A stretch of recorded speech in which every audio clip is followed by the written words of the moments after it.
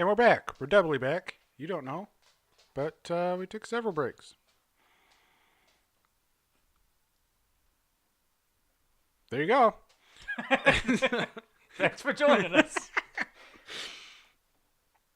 Okay, so this is Batman, 1989. Directed by Tim Burton. Michael Keaton is the Batman. Jack Nicholson is the Joker. And Kim Basinger is... We need to decide on Vicky this whole Vales. Basinger thing before we go too far, because... Basinger. Agreed. Okay, go ahead. Basinger. I always said Basinger, Yeah. but there's like a whole Basinger camp out there, I know. and it never made sense to me, but whatever. Yeah. So the movie came out 1989, in June of 1989, and Big old summer movie. 126 minutes, made on a budget of $35 million, and crushed it by making 411 at the box office.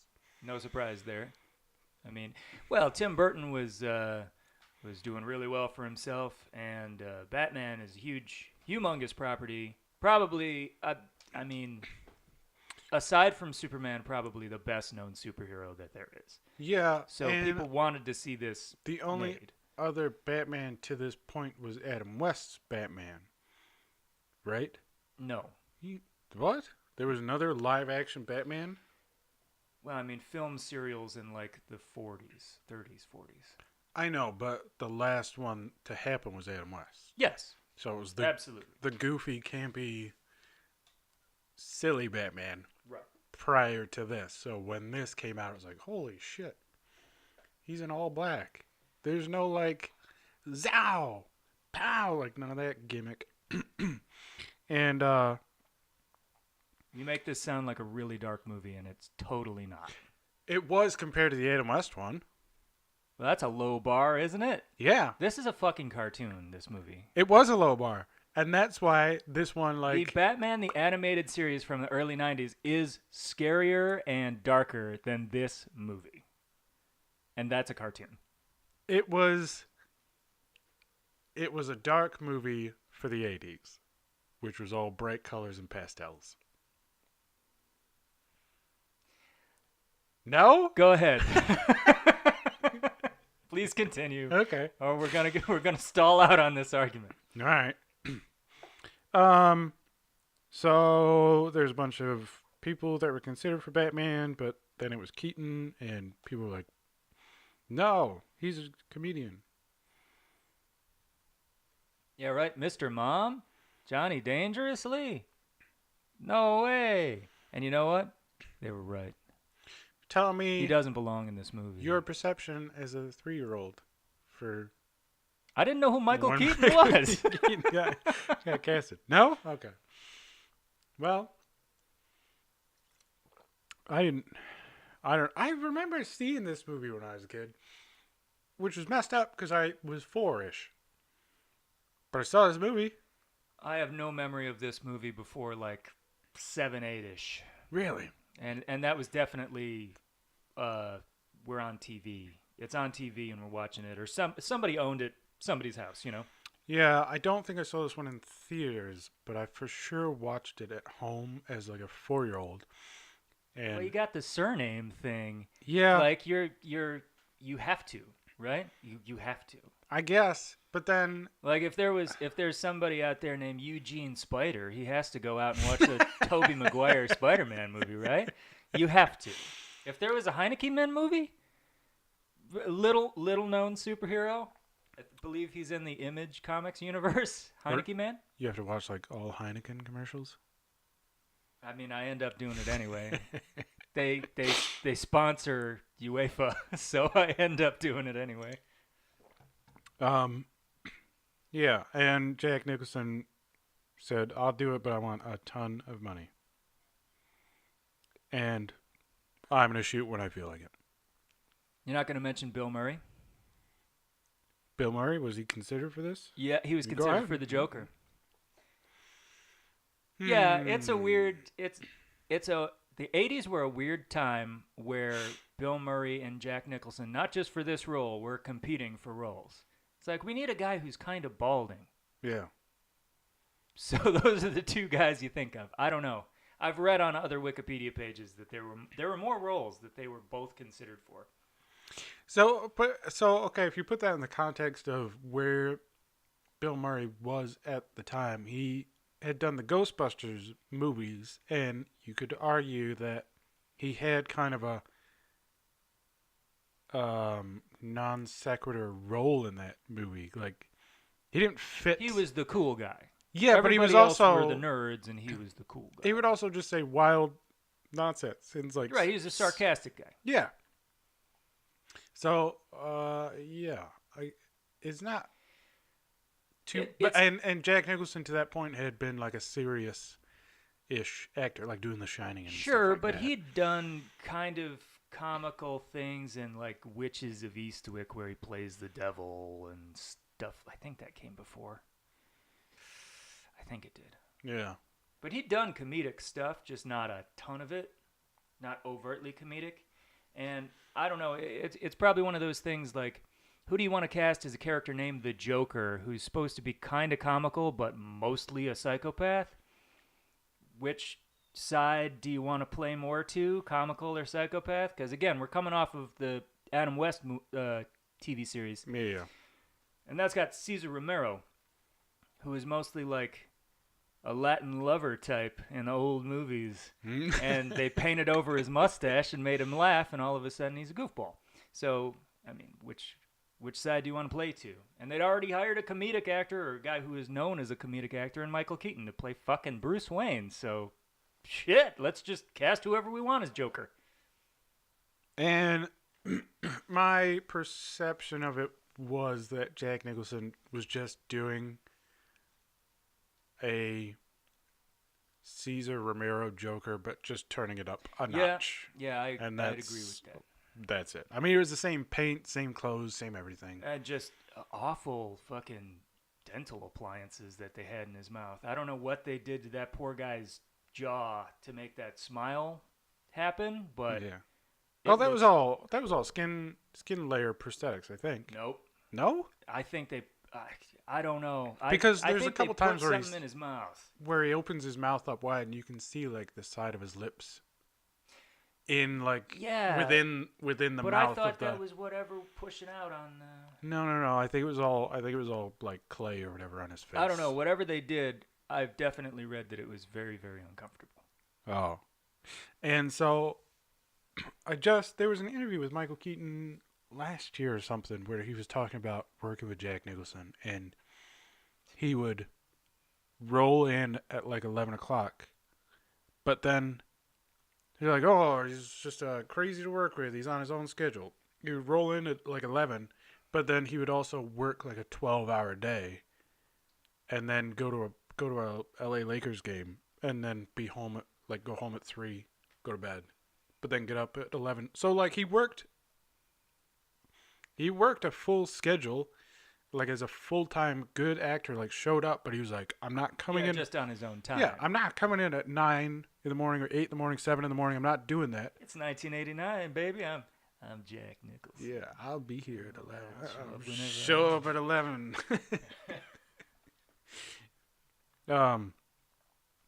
And there's other things where like there's behind the scenes of like The Shining, where they're showing like getting ready for the. Oh, yeah, getting ready for the axe scene. And he's like jumping up and down. He's like, I'm a crazy motherfucker. I'm so crazy. Every time I see that, I'm like, oh, I could never be an actor. I couldn't do this. I'd feel too stupid. And you look at it and you're like, Jack Nicholson does that before a scene? That's weird. All right. And so once you start seeing stuff like that, you're like, okay, he makes more sense as the Joker now, I guess. But even when I saw her as a kid, I was like, weird. Actors are strange people. Actors do strange things, and I mean, who am I to fault Jack Nicholson? Obviously, he's good and stuff. So what do I know? I'm just an idiot. So the story for the movie comes from is like a cross between The Killing Joke and The Dark Knight Returns. I guess No, that's what this is. it's the origin story of the Red Hood. Yeah. Thanks for joining us. Okay. Dead air. um, Show ends there. No, it's the origin story of the Red Hood. yeah, but twisted around to make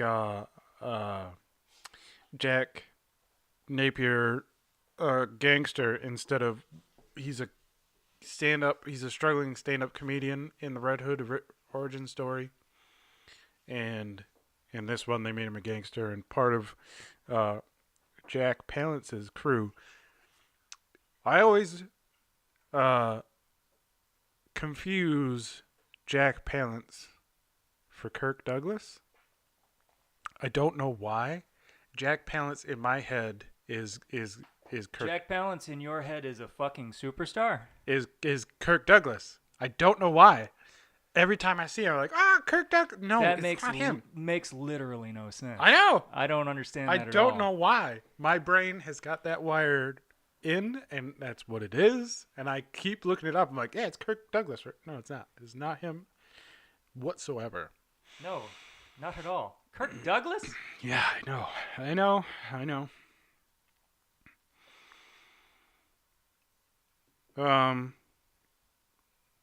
So, did you get a vibe from this movie? Like, granted, it's a Tim Burton movie, so it has nothing to do with the real world. But what era would you say that this movie is set in? The 20s, roaring 20s. Okay, That's what it is. That's like, what they're dressed like. that's the vibe. That's what the architecture is. That's what the clothing style is. But then it has 80s cars. There's at least one black journalist also in this movie, Oh, which I don't think is probably. I mean, I'm not a history major, but doesn't seem like it would have happened. Like this Right. guy's like shoulder to shoulder when the gangster comes out on City Hall's steps and all the journalists are coming up to him. yeah. He's shoulder to shoulder with Robert Wool, who plays that guy that Kim Basinger works with. It doesn't seem like 20s to me. And yeah, 80s cars.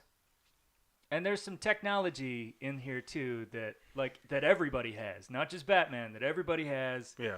That isn't the 20s. So I don't know. I have written down, at least for the opening scene, that Gotham is like decorated like 2140. Everybody's dressed like the 1940s. But there's also New York Times, like 70s era New York Times Square, or New York Times. New York, like Times Square hookers. Yeah. That, hey, you want to? Yeah. Just down the street. So,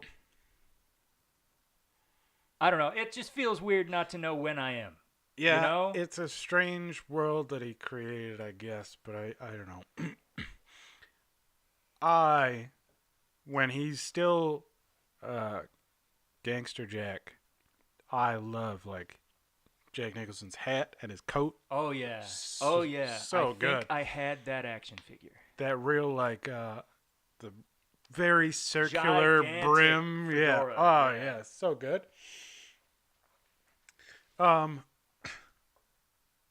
So it's a good movie.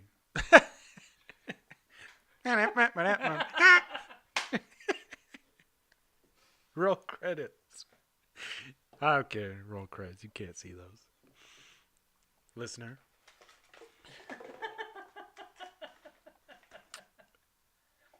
I don't remember. I remember when I was a kid, I had seen Robert. Is it Robert Wool? Mm-hmm. Robert Wool. I had seen him in something previous, and I remember as a kid thinking, "Why is this guy in this movie?" He just was more famous at the time in my head for this movie and the role that he was playing for some weird reason. No, it's not just you. He's famous for this movie. That's it? Well, no, he had a. I mean, do you really want me to get into it? I have all this information at the tip of my brain. He had an HBO show called Arliss, where I think he's like a sports agent or something like that. Yeah. That's all I know him from. I don't know if he was anybody at this point other than just a stand-up comedian. Weird. Yeah, it is strange. It's a strange bit of casting, but the casting is strange, like up and Good down. Morning this entire Vietnam. Movie. Oh, I've never seen that movie. Really weird. Don't care to. Shut up. It's just, I mean, it's That's the show. It's just Robin Williams riffing the whole movie. That's Robin Williams comedic movies. I hate it. It's just him. I hate it. It's just him riffing for 2 hours. I fucking hate it. I hate it so much. It's not funny. It's everything. It's Aladdin. I hate it. Good Morning Vietnam. Jack. It's just Jack. yeah. Don't make me watch Jack, dude. We're not watching Jack. Okay, thank you. No. Nope, been there, done that. So I mean, there's the typical tropes of like Billy D. Williams as Harvey Dent. They didn't get far. He's good. He's I know. really good in this movie, and they should have. They didn't get far enough in the series to turn him into Two-Face, which is super disappointing. I thought he just didn't want to come back for the second one. I can't remember what happened there. Yeah. I guess it's just it might have been a symptom of sequelitis. You know, we'll just do the first movie. Yeah. But bigger, everything's bigger. We'll get, instead of one villain, we'll get two villains. Instead of 2 hour runtime, we'll do 2.5, which I don't actually know if that's true. But everything's bigger, everything's more expensive, and it's not as good a movie as the first movie. Yeah. Actually, in this case, I disagree with myself. I think the second movie's better. The second movie made me not like cornflakes for a while. Care to expand on that thought? I was eating soggy cornflakes when Danny DeVito starts bleeding purple blood. Oh. And they associated, like, the two linked in my I brain. thought you were going to say when he just eats that fish. Oh, no, that was fine. He starts, That's weird. He starts coughing up, like, purple blood and stuff. And The phony blood got you and the fish didn't? Yeah, and the cornflakes had gotten to a soggy point where they were kind of gross. And you look down and it's like purple blood you're eating? Yeah, I don't know why. Maybe it was the color of the bowl coming through the milk. I couldn't tell you. So well, that's really strange, Paul. Thanks for sharing that. There you go. So I couldn't eat cornflakes for a while because of Danny DeVito's purple penguin blood. And there's a little fun fact that I have that nobody will appreciate. In England, there's a sitcom called Only Fools and Horses. Huge in England. One of the secondary characters' dads is in Batman.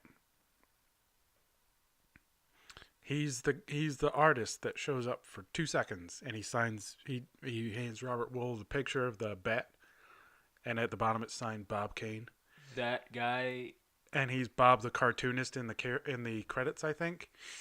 He had a recurring role in the most well-known sitcom. So Tim Burton's just a Only Fools and Horses fan. I guess, or he was trying to transition to American. Oh, and well, that's a much sadder story. I prefer my version. It's Tim Burton, so very well could just be a fan of anything English. Right. Yeah. I prefer that because Okay. the other one's just so sad. Is like he comes to L.A. He's like, oh, I have a well-established TV career over in England. I'm sure I can transition into comedic roles. No. Pat Hingle is Commissioner Gordon, and his development from like Batman all the way through to George Clooney Batman as the Commissioner is just so sad to see. He is the one constant in all those movies, isn't he? Him and Michael Gough. Go. Yeah. No, it's Goff. Okay. Everybody says Michael Go, and it bothers me. So. Oh, really? Yeah. It was clearly Michael Gough. Well, Michael that's one of those Gough. things. Is like, is it though? Is it rough? Is it trough? Because those GHs will fuck you up every time. I just talked about this with Stacy. I was like, The GHs? yeah. If you Why? were coming into the English language blind, Oh, and you're like, well, what's this word? Throg. this is why No, through. this is why I'm not so hard on Unai Emery. What's this? That and the fact that I watch him every weekend, so I'm starting to understand the guy. That's a different show. That's a whole different show. But Pat Hingle, yeah, watching him go from like respectable commissioner to just like cartoon character in the space of 5 movies or whatever I it don't was. know if It's he's a just- respectable commissioner. He's kind of an idiot. He's kind of an idiot. He goes from kind of an idiot to complete bumbling oaf, though. Like I have a note here. They're at the party at Bruce Wayne's house, Yeah. and a patrolman pulls him aside, Yeah. and he's like, And he's like laying on top of the guy too. He doesn't just like lean in. He's just like Jack, he's just like Jack a big old Palance, Labrador. Jack Palance's guys are breaking into the old the Axis chemical factory. He's like, who's in charge? And he's like, Eckhart, who is the dirty cop. And he's Yeah. like, oh my God. I'm like, what the fuck, dude? You're the commissioner. You can fire that guy. You know he's dirty. Fire that And guy. then they get to the chemical thing, and Eckhart's like, "Oh, we got him surrounded. We're gonna shoot him right through the fucking eyes." And Commissioner Gordon's like, "Oh no, we're gonna do it this way. I'm in charge, not Grissom." It's like, if you know he's on the take Fire. that well, Fire this man. get rid of him. Holy crap! You're the police commissioner. That's your job, dude. Why do you keep this guy? Is he don't like your wife's know. cousin or something? I don't know. Also, I like that the dirty cop in this movie. Oh, Again- Eckhart turned into Santa Claus, by the way. Oh, that's nice. He's dead. I don't know. Santa Claus lives forever. Different show. What fucking show is that? Santa Claus show. We're Man. wrapping into our Premier League soccer show. But I really liked that. This is another thing that shows how much of a cartoon this movie is. The cop who is dirty and in the pocket of the gangsters Yeah. is himself filthy. This man Very filthy. is a greasy, Yeah. disgusting human Yeah, being. yeah. He's gross. Okay. He is a human wad of chewed gum. He's gross. I really like that when they circle back around to it in Christopher Nolan's Batman series. Same guy. The Eckhart Yeah, in that movie, yeah. new human, same person. Yeah, that's Mark What's-His-Face, who was on, what's that motor? Sons of Anarchy. He was on Sons of Anarchy. He's always playing a scumbag in Christopher Nolan movies, too. He's in Memento, also. Oh. Plays a desk clerk who's, well, that's a different movie. And there's a part in in Birdman where Jack Nicholson throws him a paper bag and he's like, I brought you a snack, and it's money. Yeah, fuck you, Napier. I wanted it actually looked like it was going to be a sandwich. In the Christopher Nolan Batman, you actually see the guy eating like a pita. He's got like a shawarma or falafel or something. He gets a falafel and like, oh, you can't pay your kids, your kids don't like falafel or whatever. And he's just You're like right. turkey all over his face He's a and stuff. disgusting human Yeah, being. yeah. So I forgot about that. I appreciate that there's that symmetry of just making him a dirty human always. Eckhart is just filthy, greasy pig. I also I don't know enough about Jack Palance. Every time I see him pop up in movies, I'm like, this guy's great. Why don't I watch more Jack Palance The only movies? thing people our age are supposed to know Jack Palance from is this and City Slickers. And there was a buddy cop movie or whatever with Chevy Chase. Do you know what I'm Cops talking and about? Robertsons. That's it. I never saw that movie either. I don't even know why I should know the name of that movie from like 1995. But whatever. And I think this was like the last movie he did or something, and then he died. Yes, he was very old. Yeah. I think you're right. Anyway. Can we talk about how much I hate Michael Keaton as Bruce Wayne? Yeah. Because I don't like all the other movies take pains to let you understand at the very least that Batman is Bruce Wayne's real identity, and the Bruce Wayne identity is a mask. He's millionaire playboy Bruce Wayne, right? Right. Here he's like constantly confused and befuddled by everything. He's like tripping over himself. He's a goof, this Bruce Wayne. I don't understand why that choice was made. Why is Bruce Wayne a goofball in this movie? Granted, Bruce Wayne is barely in this movie. Yeah. At least the public face, but it's so weird. It's just is it he could never be Batman because he's such a rich dope? All right, so I don't blame Michael Keaton himself. I blame Tim Burton. yeah. And I think of this movie as a good Tim Burton movie that's not a good Batman movie. Oh. If you know what I mean. I don't think Tim Burton gives a shit about Batman, the story or the mythology or anything. Like, I'm a geek, granted, but I think this guy is just making Beetlejuice. It just so happened that his main character was a dude wrapped up in a set of car tires in a suit. It's just Beetlejuice, though. Like, it's Beetlejuice, it's Edward Scissorhands. It's a Tim Burton movie. Yeah. But he doesn't give a shit about Batman. Like, most of this movie, the bones of this movie, is not that far removed from the Adam West TV series. Yeah. Well, no. Like you said, the Joker was just a Cesar Romero impression. Right. Turned up 2 notches to make it more adult oriented. Although that laugh might be better than Cesar Romero's. Yeah. I like Jack Nicholson's Joker laugh. Yeah. A lot. And I like how he's... I don't know. I got a few notes about how he's good throughout the movie, but I think he's a seasoning to be used delicately. You don't want too much of this character in your movie because then he's just gonna overpower the entire thing, and then you're gonna realize how bad Michael Keaton is. Oh. This is. It annoyed me as a kid. It annoys me now. Every time Kim Basinger screams, it's just like She's shrieking the entire second half of this movie. She's shrieking all over the fucking place. Over the top. She shrieks nonsense for no reason. Yep. Occasionally. Yep. It's stupid. Yeah, I couldn't even. Because she's a really good actress too. Like, she's in stuff where she's really, really great. Yeah, but like in the car and he reaches over to shift gears and she screams. It's like, oh, what are right. you You know, screaming the funniest thing about this movie is that she's introduced as like this chick who went into war zones and took pictures of these people who got blowed up.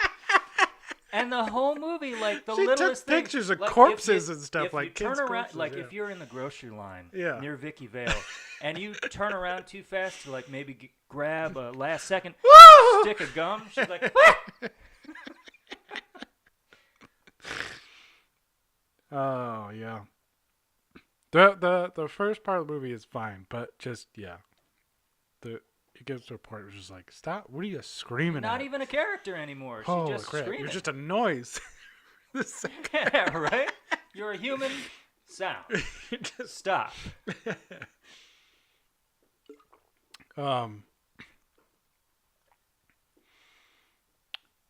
Also, Bruce Wayne has dinner with her, and there's a really stupid long table joke, which is like one of the oldest gags in the world. Yeah.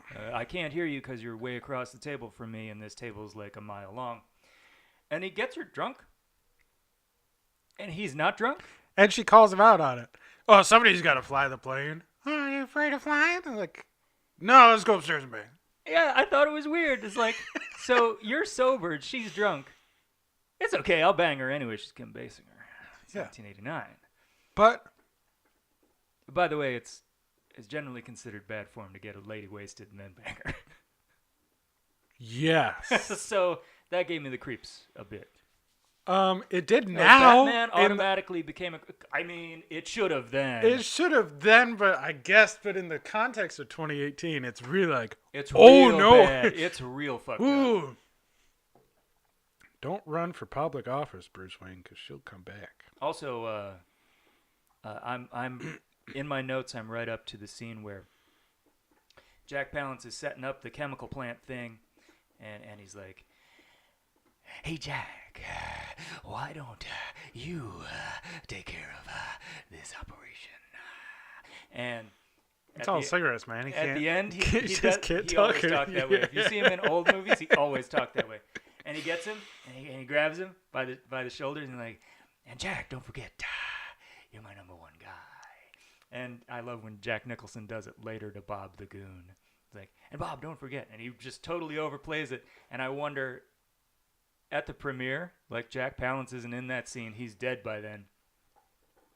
Go to the premiere, and he sees that scene, and he's like, "Well," you know?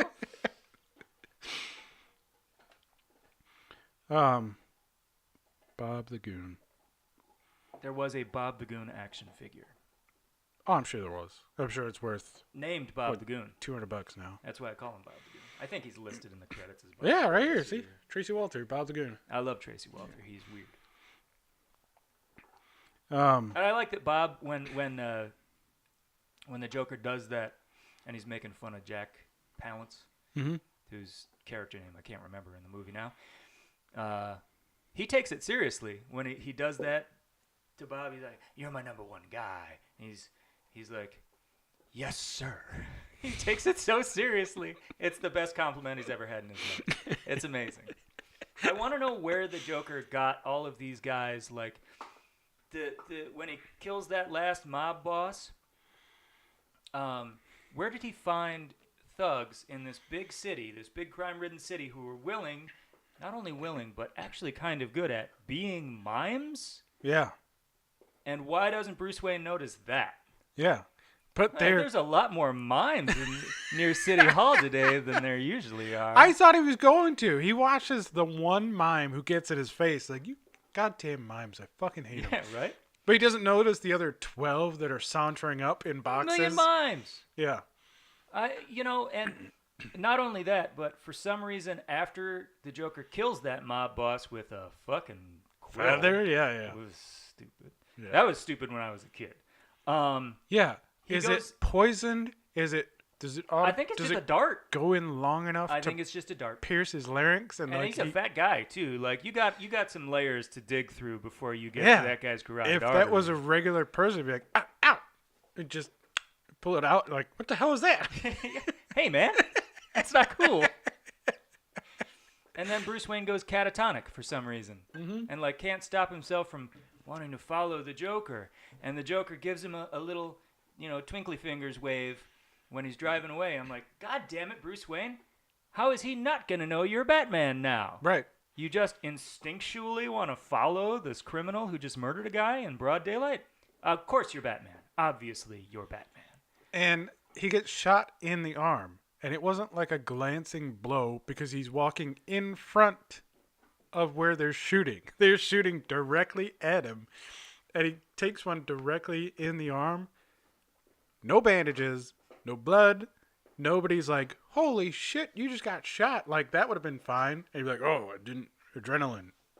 Whatever. But nobody. That's stupid. Nobody fixes. He's just it was apparently a glancing blow that just ripped his trench coat or whatever. Nobody but Bob gets shot in this movie, fatally. Like, actually gets shot in this movie, I don't think. Jack Palance. Jack Palance and Bob the Goon. No, Eckhart does. Oh, he does, Yeah, doesn't yeah. he? Right. Big fat Eckhart. Chomping on his cigar, like in the scene before that, too. Just chewing this thing to shit. I also hate This Town Needs an Enema.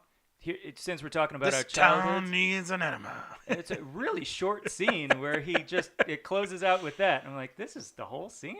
All right. I did not get that enema joke when I was a kid. It took well over a decade for me to understand that joke. And now that I'm an adult and I get that joke, it's fine.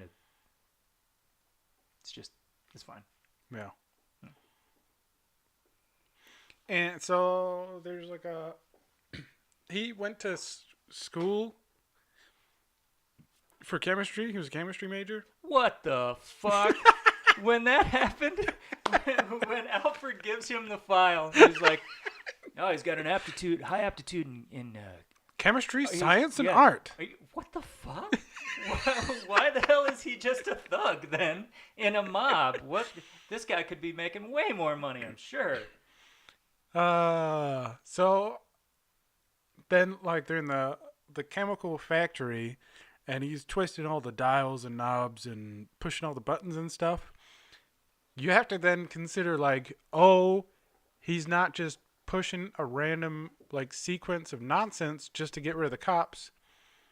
He's actually, like, making something somehow. Yeah, let's just say that Jack Nicholson is not playing that the Joker knows what he's doing. Right. He's just goofing around. Yeah.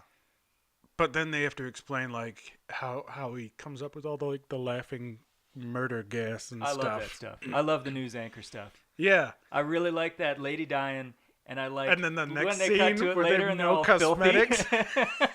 Haven't bathed in who knows how many days. Lady's just completely greased up. Yeah, The dude that's has zits all over his face. Oh, that's good stuff.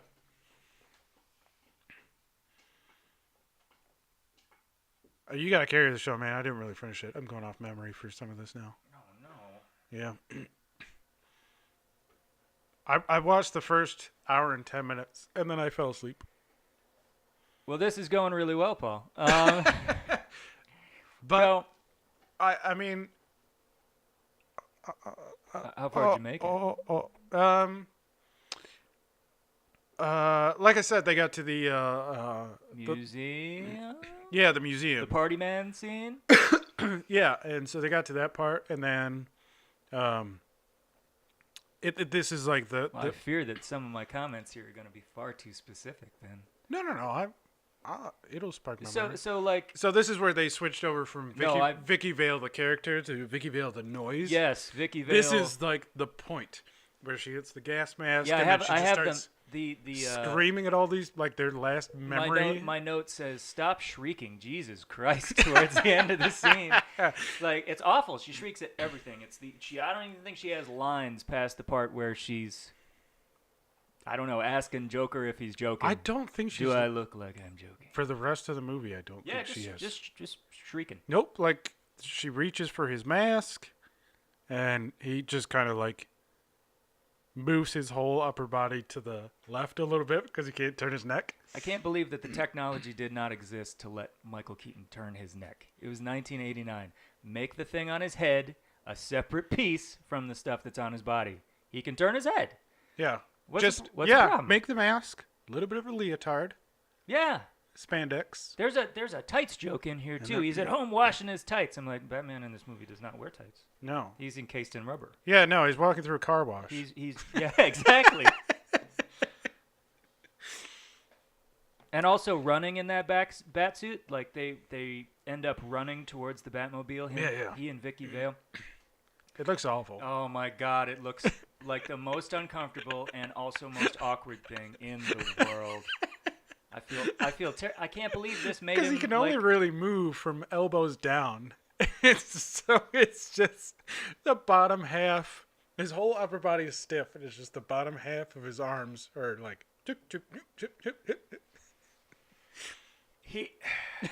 I can't believe this is the movie that was supposed to make Michael Keaton a serious actor. Like, people are going to consider him as a serious actor after this movie, but watching him run in that fucking rubber suit, who's going to take him seriously as an actor and in life after that?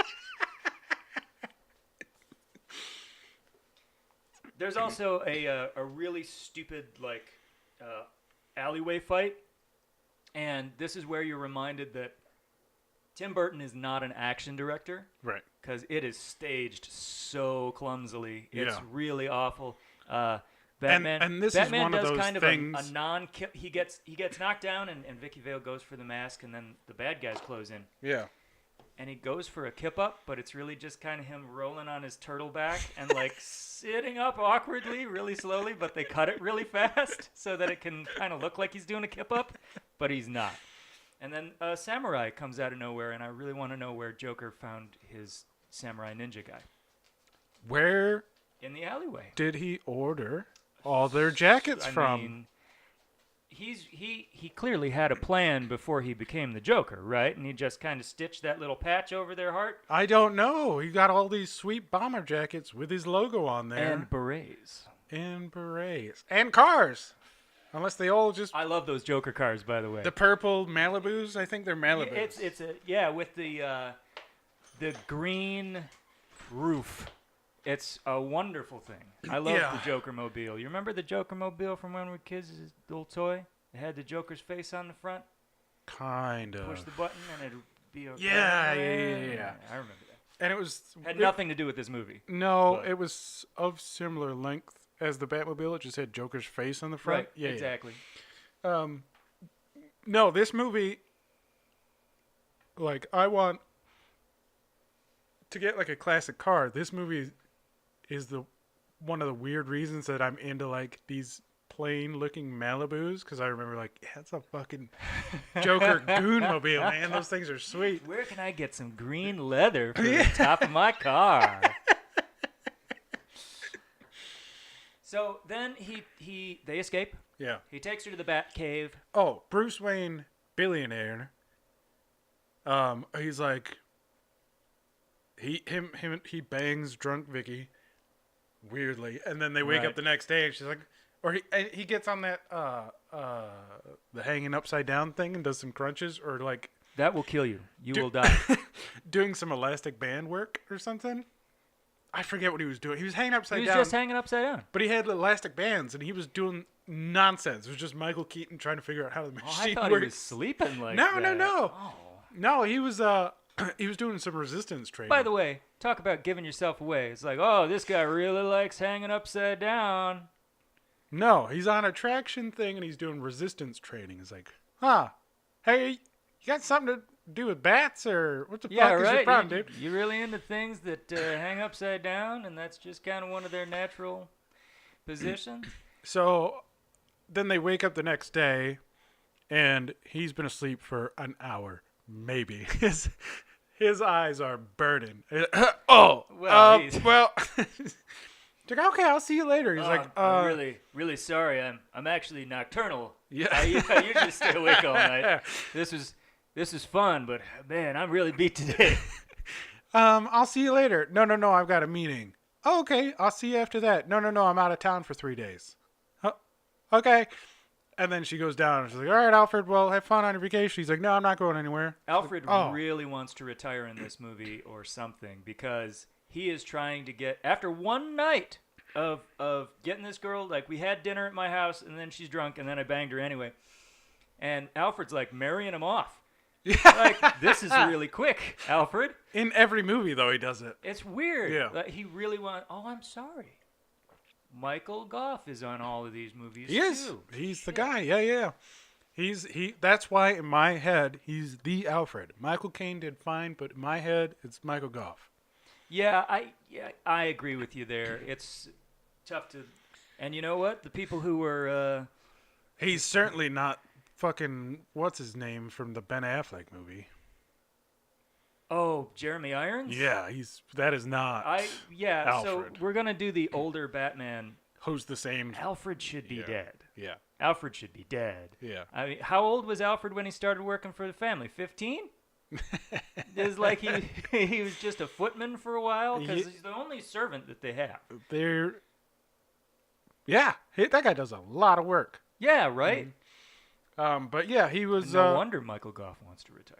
When they get to this, like, the Ben Affleck one, all of a sudden they're the same age for some reason.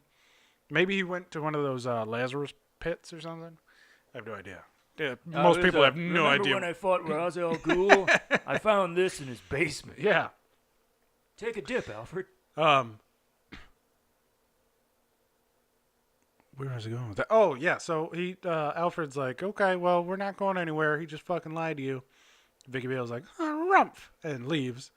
And then she decides to tail him like a psycho chick. Yeah.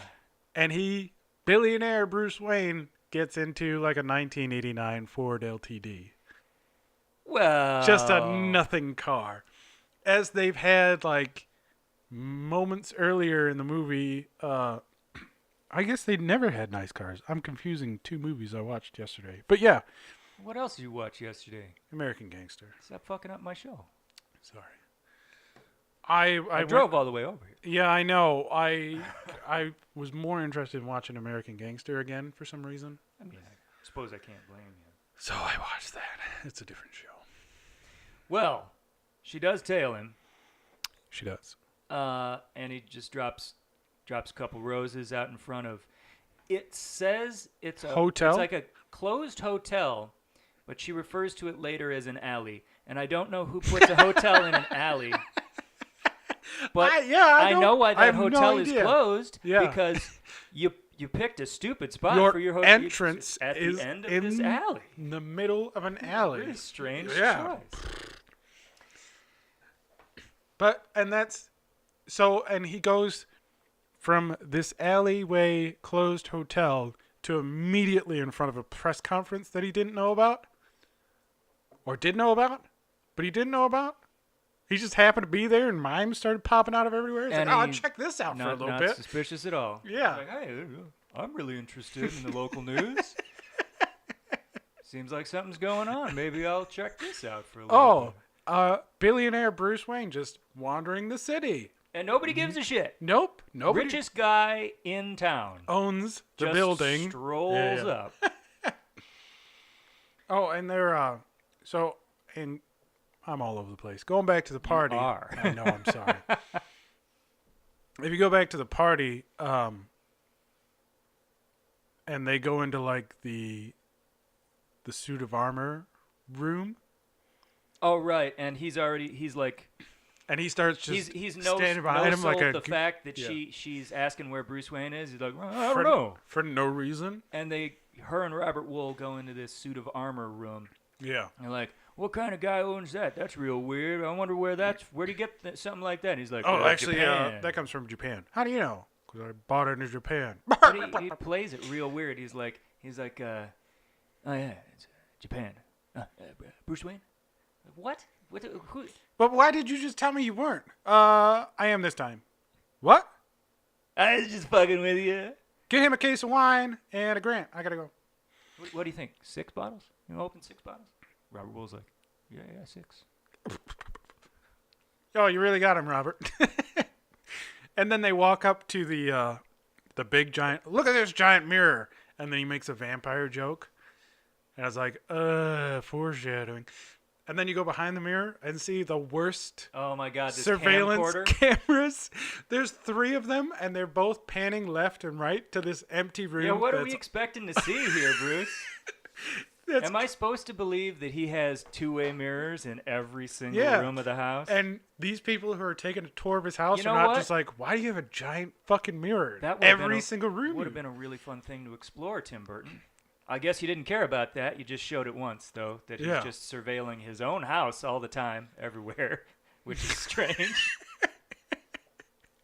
With big fucking cameras, too. You can't just hide these things in a house plant. I was talking about the design of the city and the clothes and all that stuff. Yeah. That camera tells you it's 1988. Yeah. But yeah, I was laughing because it's a big-ass camcorder behind this giant mirror, and it's just panning left to right continuously. But somehow these people are dead center of the shot the whole time. And then it cuts to show that, like, I was watching the commissioner lay on top of this black guy and hear what he had to say, like a Labrador. And also they're mic'd. I've mic'd everything. The whole house is mic'd, cameraed, and probably got him and Vicky Vale on camera doing whatever they were doing while she was drunk. That's what he's into. Yeah. Nice. Uh-huh. So anyways, please go ahead. Okay, so he takes her to the Batcave, which is stupid, by the way. And he's continuously, like, trying to hide his chin from her every time she sneaks around him. Right. And he's in looking his at his swivel chair and his... But when they come in, they park. And he says, watch your step. And she's about to literally walk off a fucking cliff getting out of this car. It's like, dude, you might want to warn everybody if they're coming into the Batcave that, like, oh, you're about to fall down a gigantic tube that's, like, endless. This endless pit. Yeah, when you open the door, there's only about 6 inches between you and a 1,000-foot drop. Watch your step, not, Jesus move. Christ! Do not move. I'll open the car door for you. I'm not used to having passengers. Please get out on my side. She just awkwardly climbs over all of his gadgets and stuff, accidentally shooting off a missile. Pause.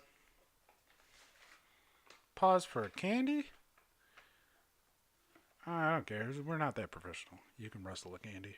I'm trying to keep things on a straight and narrow Yeah. here. There's also, like, the green screen looks pretty solid throughout. Like, the CGI stuff looks pretty solid throughout. The only it was just in the beginning when he's, like, looking down at the city. Did it look super? There's another one of those fucking at the weird? end too.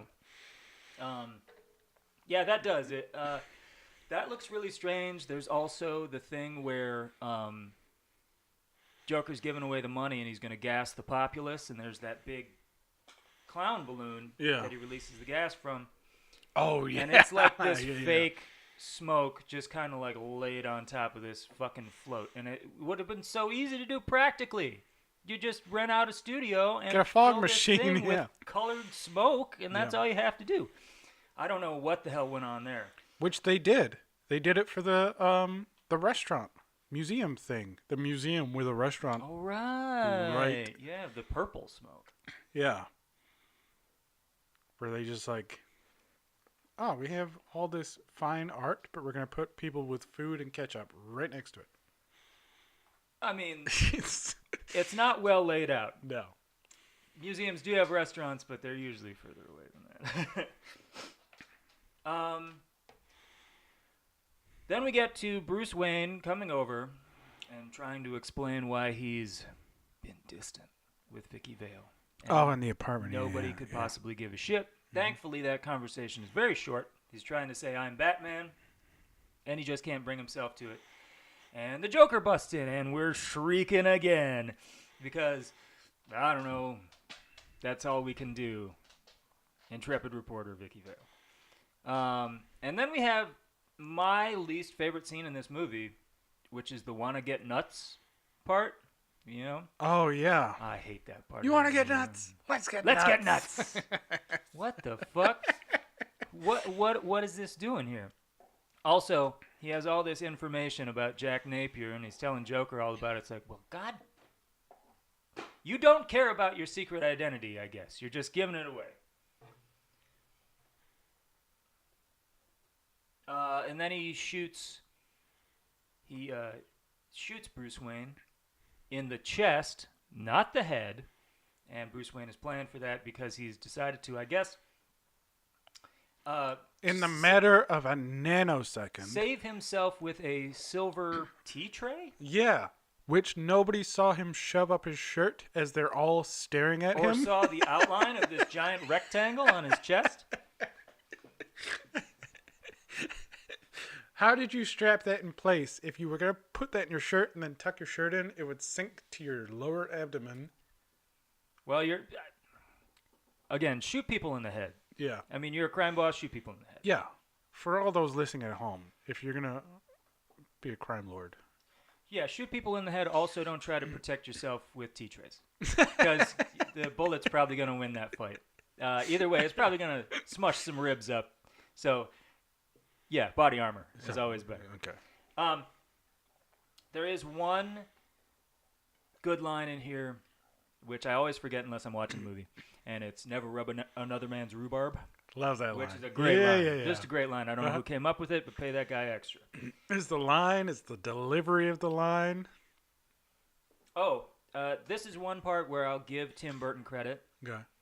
This flashback to when the Waynes get murdered, probably the best that's ever been shot, and everybody's taken a stab at it. Everybody who's ever directed anything that has to do with Batman has taken a shot. I think this is the best one, though. I do have a problem with... Well, it was also the first one. Like, they never showed that with Adam West.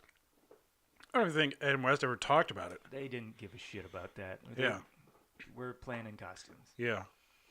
For some reason, Jack Napier had a really thick New York accent when he was younger, though. You ever dance with the devil in the pale moonlight? See you around, kid. Never rub another man's rhubarb. Indeed. Very well done.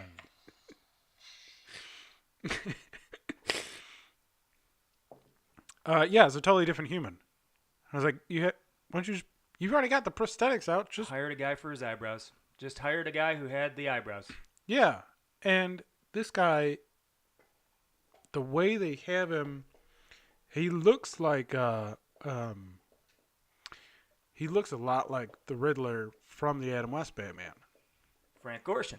Yeah, looks just like him in my brain. Well, it's that slick back hair that'll get you, because no actual human on Earth really wears their hair like that. Yeah. So when you see it, it's so rare that you just associate it with wherever you've seen it before. So then Alfred sucks and should be fired because he just lets Vicky Vale in the Batcave. And there's Bruce Wayne. There's Bruce Wayne just kind of sitting there playing with his computers in a turtleneck. And he's like... Yeah, look at that. Looks just like him. I know Frank Gorshin. I know his name. You know his... Well, you do know his name. What is it? Frank Gorshin.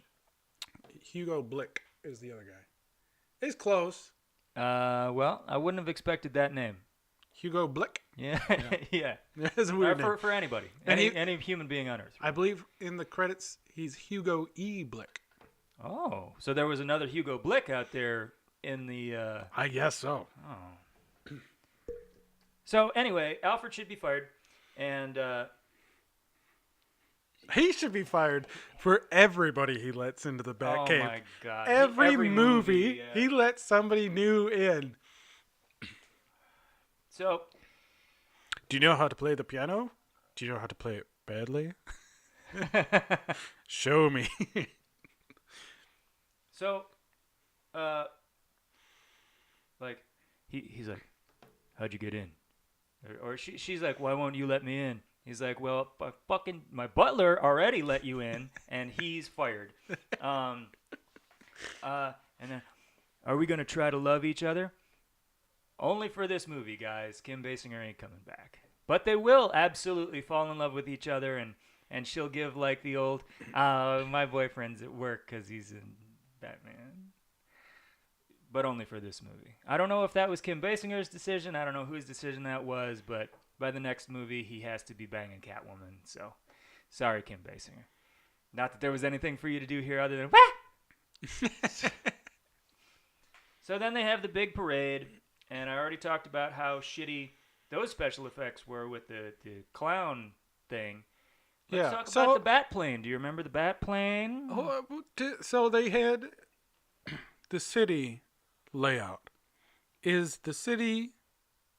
How much of that was like practical, as in like a studio city? And how much of it was like, we're going to close down this street in this real life city? This has to all be sets. This is all sets. I know in like the beginning it's a set because like the top half is green screen to make the rest of like the city towers. Yeah. I don't know. It's hard to tell with Tim Burton movies because everything looks fake. Yeah. Intentionally. Yeah. But yeah, I don't know. It's really strange. Yeah, no, I mean it's typically Tim Burton style. But then like if you had this giant city set, why couldn't you do more with your parade effects? Like, if you got this practical city already set up, can't you just, like, do whatever you want with fog machines and shit? You would think so, wouldn't you? No? I mean, I would. Oh, yeah, me too. It's just colored fog. Don't try to get on my good side, Paul. Okay. So, anyway, we get to kind of the final fight part where the clown's releasing the gas and the bat wing shows up. Yes, and this awful bat plane that looks like shit, and they do this cheesy ass thing where like soars above the cloud cover and does the little Batman logo on the moon, for yeah, a yeah. second, and then goes away. I'm like, oh, for fuck's sake. So I don't think I like a ton of any of the rest of this, but the one thing I would like to say before we finally get to the end of this movie is I like where he kills Bob. It's like the last thing I really, truly, honestly like about this movie. He goes, Bob, gun. Grabs the gun from Bob, shoots Bob in the chest. I love that. That's very good. You didn't like the Batwing, huh? Looked like shit. Really? Or what about the Batwing? What about Christopher Nolan's Batwing? Bat tank wing. I don't know. I go back and forth. I feel like no matter what you do with that, all of his vehicles, within about 15 or 20 years, they're going to look stupid. Yeah. It pretty much doesn't matter what you do. Yeah. I thought that the Christopher Nolan making the Batmobile a fucking tank was a pretty inspired choice. Yeah. Instead of this giant black dick that Bruce Wayne is driving in this movie's Batman. But yeah, you're not going to be able to fix it, no matter what happens. It's just not going to look good in the future. Okay. Which goes for a lot of things in movies. Yeah, I mean, I didn't mind it. The giant scissors thing was silly. Like, I built this plane and I put a giant pair of scissors on it. Yeah, I don't know what that's about. Just because I knew I was going to have to cut somebody's balloon. Well, again, I don't think Tim Burton really gives a shit. But then you cut the balloon strings and the balloons don't just fly away. They're stuck in there and I can pull them away. Essentially, all of Batman's cars, planes, whatever, are just like Batman in the Nolan movies is on his own with his utility belt. Yeah. He's essentially Inspector Gadget. Like, if you catch him in his plane, he can, I guess, unmoor your parade float if he feels like it. He could really fuck up your parade. He stole my balloons. Yeah, right? So, the big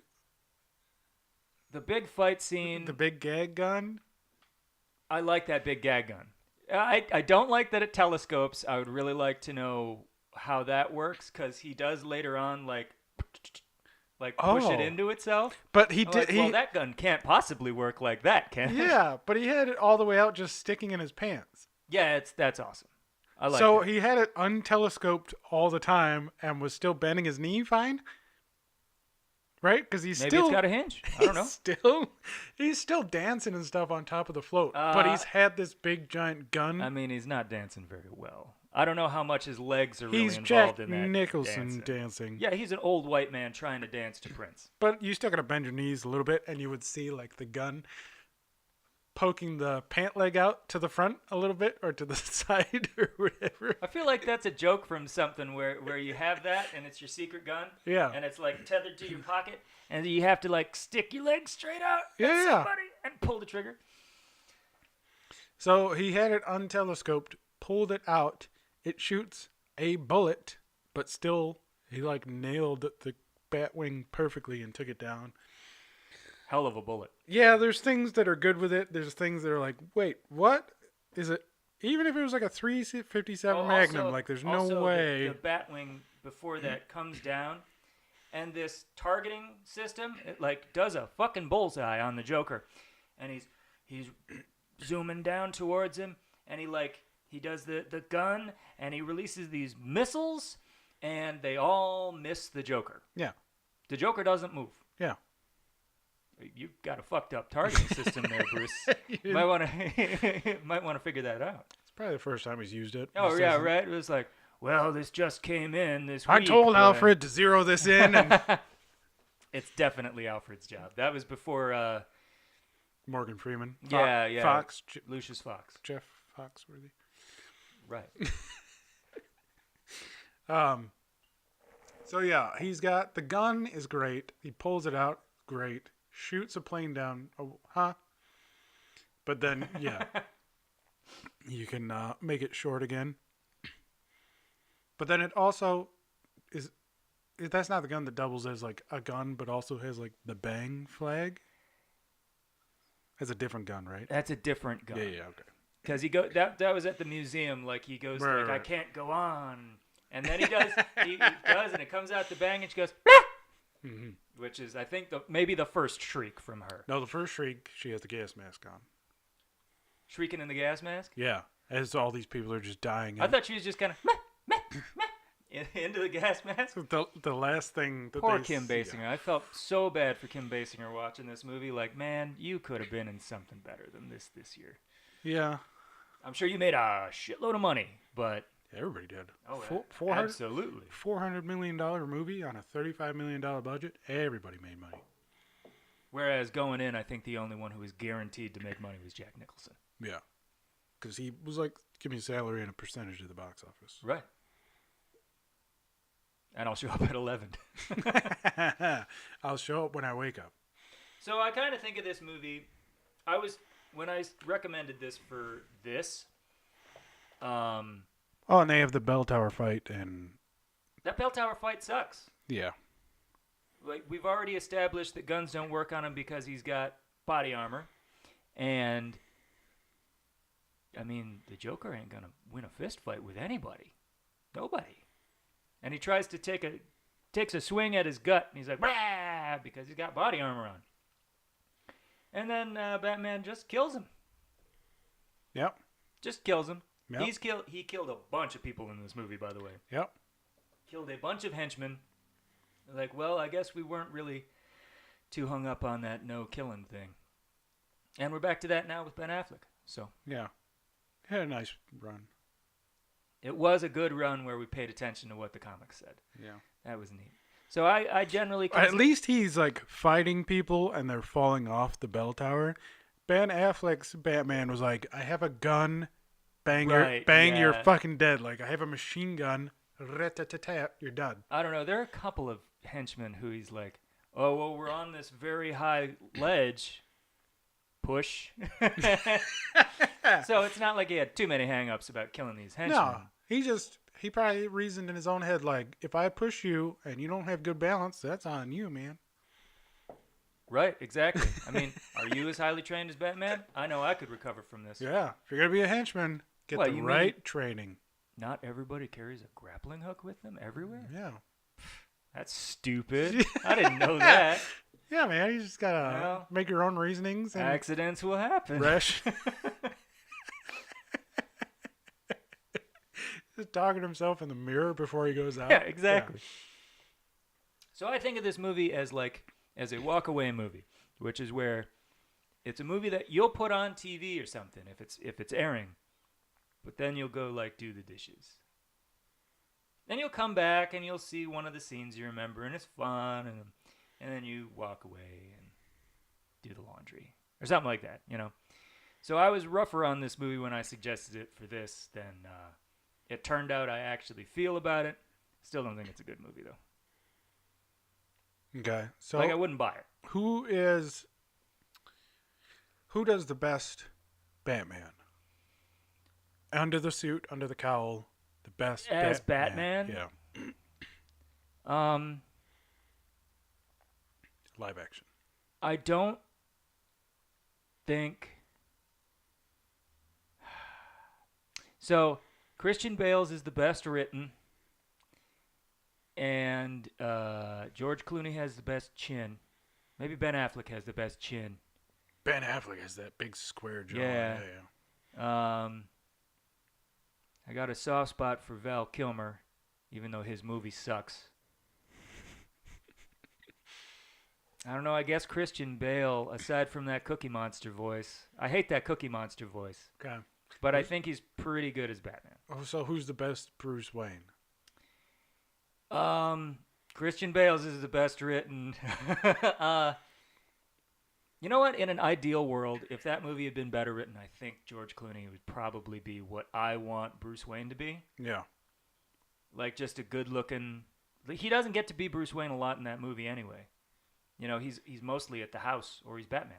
Yeah. So I guess in an ideal world, he gets more scenes like Christian Bale got, where he's like playing with the two supermodels in the fountain or whatever. Yeah. So I guess ideally it could have been George Clooney. I guess it's gonna have to be Christian Bale again. And I haven't seen any of the Ben Affleck movies. Good. Don't do I don't want that. Because the worst Bruce Wayne is Ben Affleck, and the worst Batman is Ben Affleck. With his fucking microphone thing to give him scary that's so voice. stupid, the robot voice. Holy shit. Because I don't know if that was a director's choice, a writer's choice, or Ben Affleck just didn't want to do the growl. Do a little scream crossover, and Yeah. then he takes off the cowl, and it's Skeet Ulrich. He takes off the cowl and he still has the mic going at one point, I think, or like something like that, or no. Is that in his metal thing? No, he always has that microphone Batman voice. Jesus. Whether he's in like his standard muscle suit, or if he's in the mechanical suit. But when he's in the mechanical suit, Batman or Superman punches his cowl and it breaks in half. So then you get more of a dissonant voice. You get like his regular voice and the microphone voice at the same time. Why doesn't he just sound like a human? I don't know. Where does he keep this microphone exactly? I don't know. It's in the bottom half. He only gets like half of it broken off. So apparently in this other half of the top half of his thing is like the compressor for the microphone. Like the compressor effect was in the half that gets like broken off for some reason. Jeremy Irons is a really good audio tech. Apparently. Huh? Jeremy Irons? Alfred? That would be Alfred's job too, yeah. I assume. Yeah, I guess so. Because they ain't no Lucius Fox. At least No. not that they... I mean, who would you hire after Morgan Freeman? I don't know. Who's a knockoff Morgan Freeman? I don't think there's one. No, there's not. There's Morgan Freeman. No. And he usually says yes to most jobs. So. Yeah. Well, okay, so you'd have to get like Samuel L. Jackson. He's not a... Oh, that doesn't work. He's far too badass to be Lucius Fox. I guess. But Well, that's I guess the... he's doing the Mr. Glass thing again. I guess That's the sorta... other like African American who says yes to every role. Right, yeah, exactly. And those are all the black actors working in Hollywood. Those are the two black actors who like haven't aged Over the age of 50. who haven't aged in the past 40 years and say yes to every role. It'd be great if you had like a Batman Joker thing with Morgan Freeman and Samuel L. Jackson. I'd watch that fucking movie. Yeah, for sure. Morgan Freeman as Batman. No, I want Morgan Freeman as the Joker. I want to see what would happen. Are you discounting the acting talents of Mr. Morgan Freeman? I would appreciate the "I'm Batman, motherfucker" from Samuel Jackson. But he has more flamboyance to him. Yeah, I know. Yeah, and Morgan Freeman's got Maybe Morgan Freeman has... Morgan Freeman's got the jaw for the cow. I don't know about all that. Yeah, for sure. I don't think so.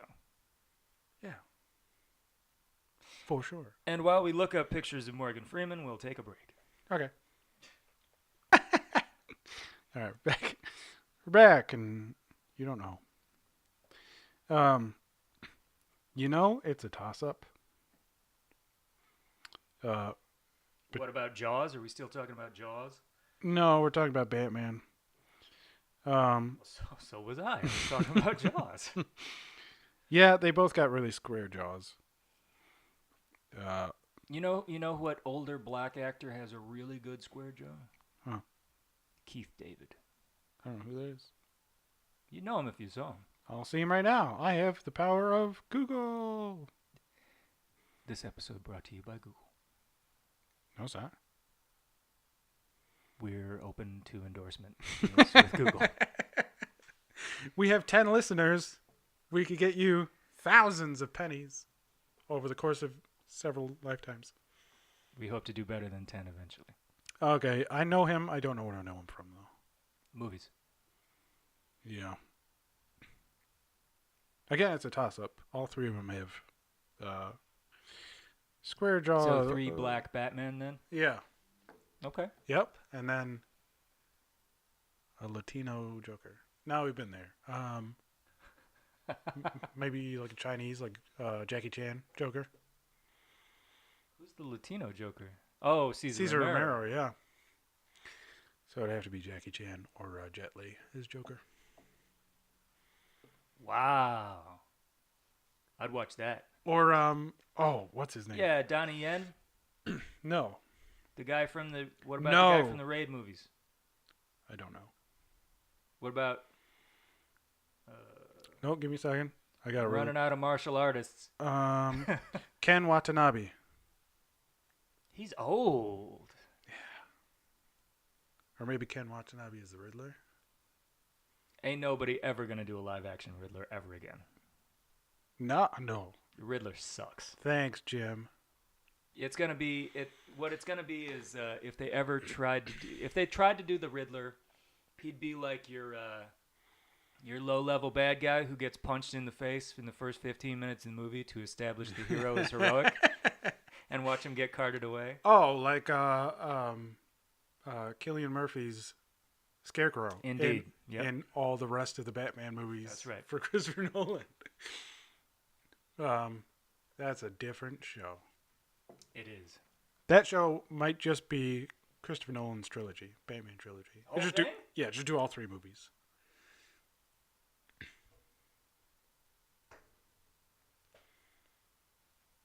I'm still working on mic positioning.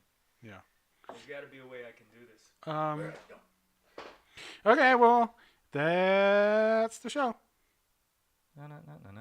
Wah. Yeah, okay, so that's it. How do you wrap up a show? We'll see you next time here on the show we haven't named yet. No, there's a name in the beginning. It got edited in. I mean, we're cutting this last part out anyway, aren't we? I don't think so. Oh, my